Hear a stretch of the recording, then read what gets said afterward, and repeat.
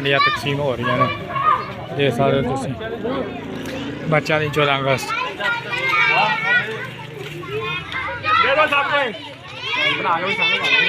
और लैन च खड़ियो लैन च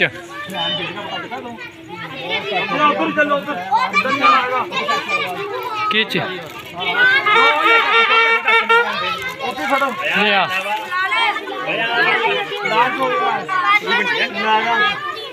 लिया 2 झंडियां उधर दे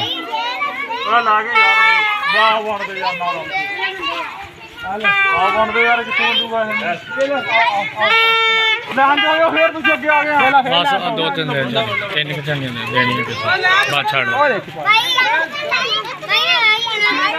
बच्चों देनिया बच्चों घर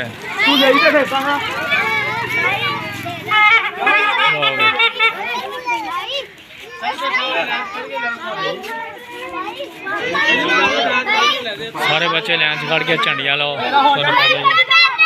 सारा तकसीम कार सारे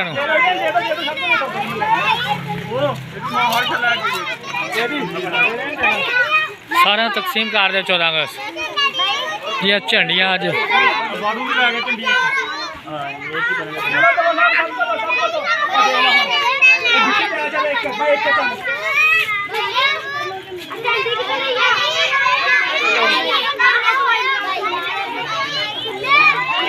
बनाने देता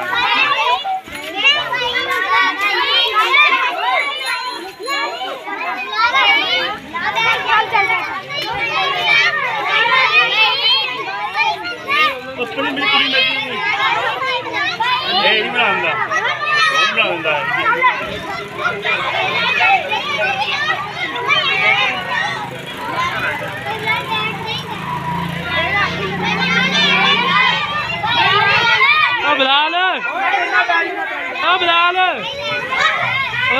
कुछ